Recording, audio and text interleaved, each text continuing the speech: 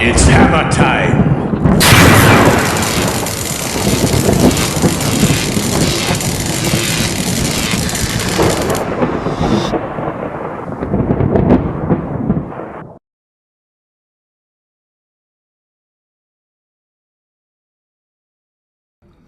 Hi guys, it's Steel here, and I thought I'd take a bit of time out to talk to you about the new update out this week for Ultimate Chaos, which will be Chaos Sorcerers. So I thought what we could do is take a quick look at some of the new additions, new features in the update, and run you through some of the changes, because there is quite a few to this one. So as you can see, here we are on the custom battle screen, and all these units are available for custom battle, and what I've done here is I've assembled a quick Tzeentch force, and as you can see it's led by a Sorcerer Lord of Tzeentch. Now, one of the things that was been missing in the mod for quite some time is dedicated sorcerers of the different gods. And because what you've had before is you've had like undivided sorcerers of death, shadow, metal and fire, I think it is. Well, in this update, all those sorcerers have now been disabled. You won't be able to recruit those anymore. And there is a number of reasons for that, which I'm going to run through. Well, the first primary reason is that it kind of feels a bit cheesy, or I thought it felt a bit cheesy for the Chaos Gods to have different magic lores of the other guys. Now, in the books, a lot of battle magic wizards and things turn evil, so conceivably they might have things like the lore of fire and metal and so on, but being as there is actually now full spell decks for each Chaos God, it kind of thought it would make a lot more sense for the sorcerers to actually utilise those properly. Now, before what was happening is they was getting those spells through the various different marks of the gods. Well, that won't happen anymore, and I'll explain a bit more about that when we get to the campaign screen. But right now we'll take a look at custom, and what you've got is you've now got Sorcerer Lords for all the different gods apart from Khorne, of course. So here we've got Sorcerer Lord of Tzeentch. As you can see, it's a Tzeentch spellcaster. It shows some of the abilities of the standard Tzeentch Lord, but not all of them. They're sort of kind of like a hybrid. So if we take a look on the abilities, you can see it's got the Boon of Tzeentch and Arcane Conduit and Standard Boy. And if we have a look at the Chaos Sorcerer Lord of Tzeentch, we can see that he has Sorcerer's Bolts and Tzeentch's Firestorm, something that the sorcerers themselves do not get. Now, again, conceivably you might think that that doesn't really make a lot of sense. You'd think that the wizards have more spells. Well, they do. They have the whole lore of Tzeentch. But if I'd have given them Sorcerer's Bolts and Tzeentch's Firestorm as well, there would really be no point taking a Tzeentch Lord over a Sorcerer Lord. So I wanted to make them a little bit different. As you can see, they are a bit different stat-wise. Sorcerer Lords tend to be weaker generally in combat, as you can see right down the line there. And in this update, all Chaos marks have been completely rewritten in what they do. So there is now reason to take warriors and, you know, like the sort of non-magic variety and the magic variety, depending on what you want. So you'll also be able to see by this that all these Tzeentch icons have been overhauled in this update. It was Nurgle last time, now it's Tzeentch. So you can see, hopefully you like the new look, and they're all looking a lot nicer. Which is a good thing.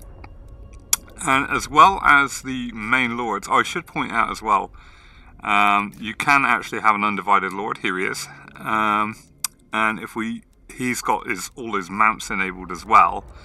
A bit more on that in a minute, and you can see that he actually now has a new spell lore, effectively, which is a mix of all the other different spell lores. So he comes with Fireball, Plague of Rust, the Withering, Doom and Darkness, Soul Blight, and Chain Lightning.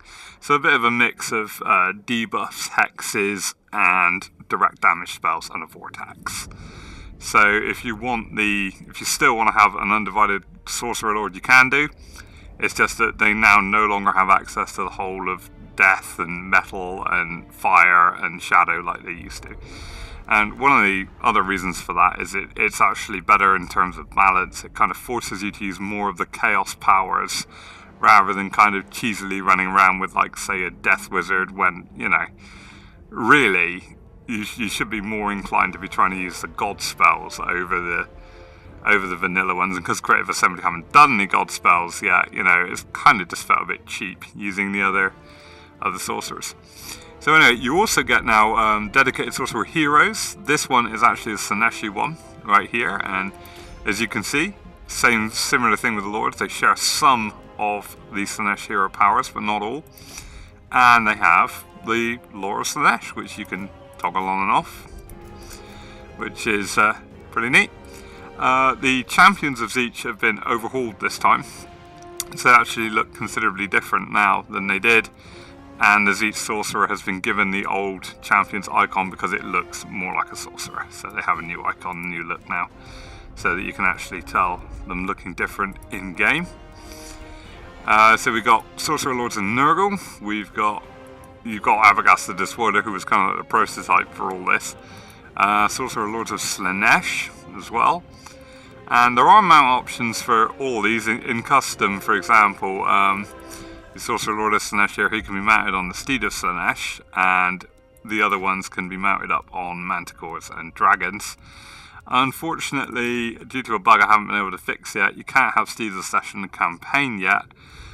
You can only have horses, which is a bit of a shame, but it's an animation glitch I haven't been able to figure out yet, so maybe that'll come in the future. However, it is worth noting that your Slaaneshi heroes, Sorcerer's heroes, can have Steeds of Slaanesh in the campaign, so it's not a total loss. Right, okay, so that's sort of the intro to what's been done. So I thought what we do is take a look at these in-game and see how they look. Okay, so here we are in game. We're going to take a quick look at these guys. This is the new look for Avagast the Despoiler. He looks even more nurgly now, and hopefully in a future update I'd like to update some more of the weapons to look a bit more like the actual god weapons they should get, which would be cool. So, you know, just kind of have a quick look at all the different Sorcerer Lords you can get now. So, and another thing to note as well is, as you can see down here, all the icons have now been corrected for all the different lores, so they actually look much nicer, much more properly done now. So it's looking really, really sweet. As you can see, we've got Nurgle here, we've got Chaos Undivided, we've got Slaanesh, Tzeentch, and the Lore of Demons as well. So let's take a look then. So here is the Undivided Sorcerer Lord, and as you can see, he's got a real mix of spells, and they're all in the same lore this time, so they're not in some horrible, like, messed up stack here that you might get with some more lazy mods, I guess. So you've got Fireball, you know, Chain Lightning, Plague of Rust, the Withering, Doom and Darkness, and Soul Blight. So plenty of hexes there with a few damage spells, so that's him. Here is the Nurgle Sorcerer Lord, and he's looking like a bit of a beast, actually. Like I said in my previous video, the guy who actually was working with the text with me is taking kind of a break for now. But hopefully, he did say that we'd do some more colluding in the future, so that would be Ado Potato from Steam Workshop. He's got a couple of other mods he wants to polish off first, and then we could see him coming back. But until then, you're kind of stuck with my textures. But actually, if we look at this guy, most of the textures on this guy were actually done by Ado. So if you look at the torso here, it's beautiful, like, well, ugly looking, but really cool looking. Nurgle torso, that's Ado Potato. These legs, that's Ado's Potato. The only thing I had to do was the head. So I've kind of done the best job I can to try and make him look nasty looking, and hopefully, hopefully you don't think it's too bad. So moving on, here is the Sorcerer Lord of Slaanesh. And again, these guys do all have mount options. You can mount them all up on various different things. Most of them get manticores and dragons. Slaanesh gets Steeds of Slaanesh, which is slightly different, but that's so they can all run around together on those nice fancy ponies, and just to make them just a little bit different to everybody else. And here is the Sorcerer Lord of Tzeentch, who is certainly looking like he's got enough horns and spikes there, so there you go. Again, not a perfect animation mesh, but I think it looks pretty cool. Okay, so I don't know. Why don't we celebrate with a nice like vortex? There we go. Yeah, it's a particularly nasty one, that one. Interestingly enough, actually, the effects for that one seem glitched. I have to try and fix that. Okay, so here we have the Undivided little sorcerer guys. They share the same lore as the Lords, so that's who you get if you want a little Undivided one. I particularly like this guy because he kind of has a bit of the Emperor from Star Wars sort of look, especially on his icon down here. Not really sure where that came from, but we got this nice sort of plague sorcerer here. If you want to mess around with that, so you know, a lot of fun to you have there, I think. Right, okay, this was my personal favourite in the new update, and again, it's not perfect. The normal maps, the bump map hasn't been finished yet, so it might look a bit better than this by the time you see it in game, but this is the Sineshi Sorceress, or the best job I can do with what was available at the time. Again, this was actually created pre-Norska, a lot of this stuff. I haven't even looked at the new Norskan units yet, so there should be hopefully some fun parts to play around with there. But I think you'll agree she looks pretty cool. A bit gothic looking, there's some nice stitching on the back there, look. See, so I'm not much of a dressmaker, really, but she has all these neat little chaos stars on her like robes. You can probably see it a little bit better if I do this. Yeah, and they took absolutely forever to do, so. And I finally actually have a genuine pair of boobs to work with, as opposed to trying to fake it like on the Slanesh warriors, so it's actually nice to have a rounded model to work with for a change. So hopefully you guys like the Sorceress, and it makes the change to actually have a female sorcerer for Chaos for a change. I think that's pretty cool. Here we have the Zeech caster, and he looks, you'll probably notice actually, he looks actually identical to the old Zeech hero, which that's because he does. The hero now has a new look. He looks a bit more combat orientated than this fellow. So yeah, I should have actually loaded him in game as well. And there's the Cult Master, who quite frankly really needs to be retextured, but we'll get around to all the Undivided stuff at the end. Right, okay, so hope you enjoyed having a sort of quick look at these. So what we're going to do now is we're going to scoot over to the campaign game and take a look at some of the changes on that side of things. Okay, so here we go on the campaign screen. Here we are, and you can see all the new heroes running around on the campaign map. Well, they're not running at the moment, but you get the idea. So let's check them out. So what you've got now is, if we actually start with the Lords, so we've got all the different Lords here, all suffering from attrition while standing next to each other. We grab our Nurgle Lord here, and bring its skill chain up. As soon as it loads, here we go. Now, the campaign is where the most changes have taken place in this update, and you can see immediately by the skill tree just how many changes that actually is. And so what's happened here is that the sorcerers now have dedicated skill chains like every other sorcerer in the game. So you're actually going to have to manually put points in the spells now, rather than just leveling up the chaos marks. And as you can see, they're all along the top here. They're all been done completely properly this time. So they're not just tacked onto these marks. And as you can see as well, you've got campaign mounts here too. So we can stick a point in that and see how that goes. So if we take a look at the Mark of Nurgle, for example, this has all been updated and changed now for Sorcerers. So you can see that what this mark now does, look, is it's adding some winds of magic, low level winds of magic here as you level it up, as well as increasing hit points and things. They still get access to Nurgle's Rot, and this is an important thing to note on the marks. The one down from top, so the third one along, now reduces miscats by 5%. And the top one takes it down by 15%. So that's a total of 20%. Now there's a reason for that. Now you might have noticed on here that they do not have access to the earthing skill, which reduces miscast by 25%. Instead, they have a unique ability for their faction. So in the case of these Nurgle guys, it's the infested by plague one. It's different for the other gods, depending on which god it is. Now the reason for that is that chaos magic is obviously, well, all magic in Warhammer is dangerous, but chaos magic is especially dangerous to use, and really dark magic should be as well. So hopefully they'll demonstrate that when they put that in the game with the Dark Elves, but we'll see. So you can see that the miscast chances on all chaos spells has been up to quite a bit. It's at 20%. That's huge for a standard spell. So the spells are actually quite dangerous to use by just chucking them around all over the place. And you can see that the very top tier one actually has a 25% miscast.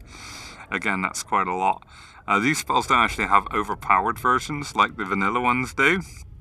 But what you can do is if you level your Plague Sorcerer up enough, you can mitigate that miscast chance down to 0%. So when you become a really powerful Chaos caster, only casting the most powerful magic will cause you to might suffer miscast. So early on in the game you might find you miscasting quite a lot if you're casting spells, and as your guy gets more adept, he becomes, his chances of miscasting it reduce over time.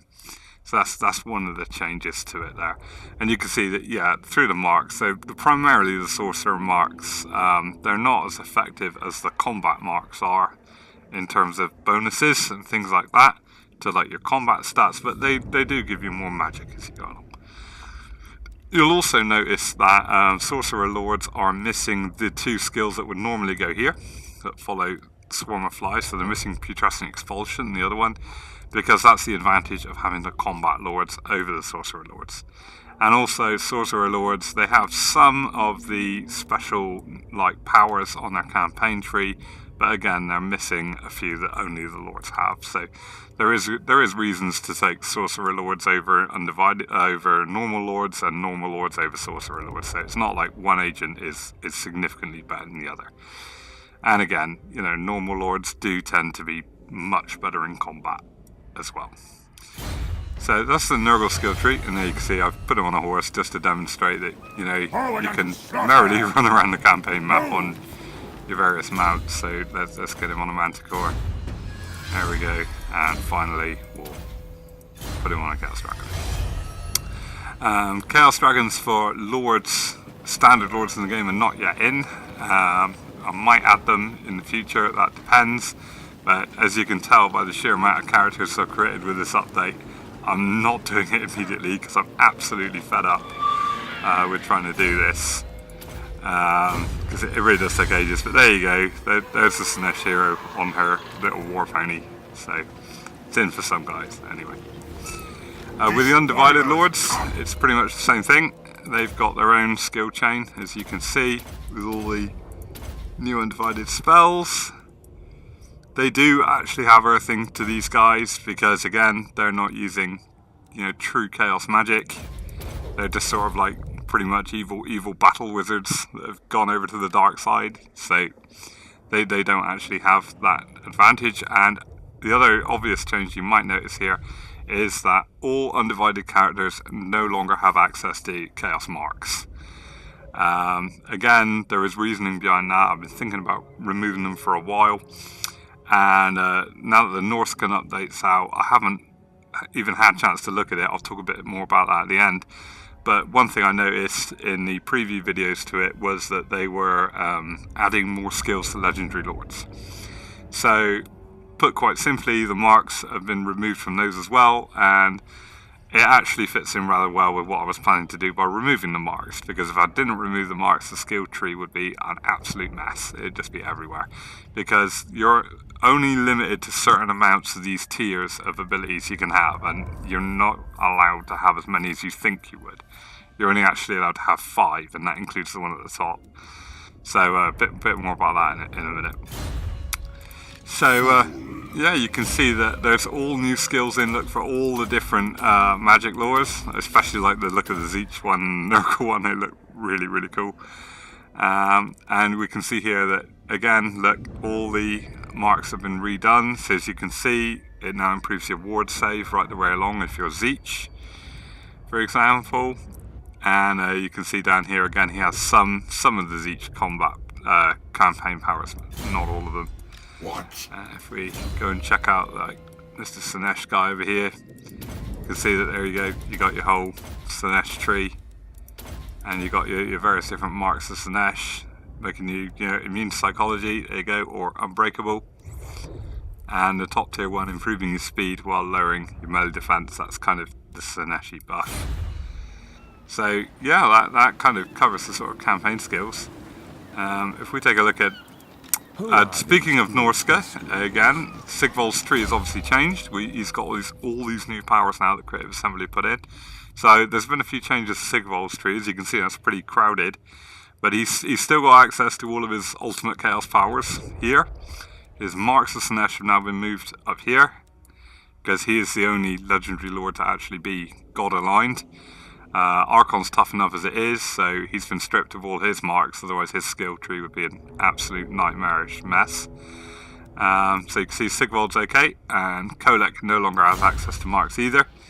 So that's that. Again, I was going to do that anyway, pre-Norska, but I mean, if you want marked gods, choose a marked god champion, basically. Right. So if we look on the agent tree, one of the nice new changes to it is actually these have all been done now. So as you can see, you've got much easier to identify now which gods and champions you're going for, and it's took me ages to try and figure out how to change that icon. But now it is actually done and working, and I think it looks really, really nice. It's another change in it. Yeah, well really, that's Sorcerers is obviously, I mean, I guess you guys can probably tell the amount of work that's gone into this one. I was working on this one while I was working on War Batteries, and the release of this update has been somewhat delayed by the fact that Norsk has come out right in the middle of it. This update also includes a number of fixes to Ultimate Chaos to make it work better with Norska. So there shouldn't actually be any problems at all after this update goes live. So that's good, but I haven't even seen the new Norscan units yet. So what I'm going to be doing now, after I finish doing all the descriptions and updating the mod and doing this video and everything else, is I'm going to be popping on, seeing all the new Norscan units, and rubbing my hands thinking about all the cool stuff I'm going to be able to do with all the new assets, because I literally haven't even had a go on it yet. I don't even know what's in it, so that should be real fun to see all the new stuff that could come out of Norska there. This isn't the only changes, again, this update does. It actually does quite a few others. I'm sorry, if you just bear with me 1 second. Yeah, there we go.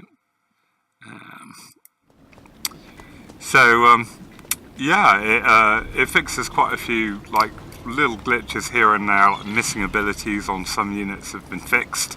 Missing abilities in custom battles have been fixed. Again, there's new icons for like some units, which is good, new appearance for other units. The spells have actually all had a bit of a rebalance in this mod as well. So some of them are a bit weaker, some of their cooldowns have been tweaked, which does actually bring me to another point, that now that you have these custom skill trees, you can actually put a point in to reduce the cooldowns of them all. So they've all been artificially raised so that if you want to use them the way you had to use them before, you wanted to use them before, you now actually have to invest 2 skill points in them. So in effect, it does actually kind of overall make Chaos weaker in a sense, but not really, because all the marks have kind of been balanced out in such a way that Chaos will still be very strong.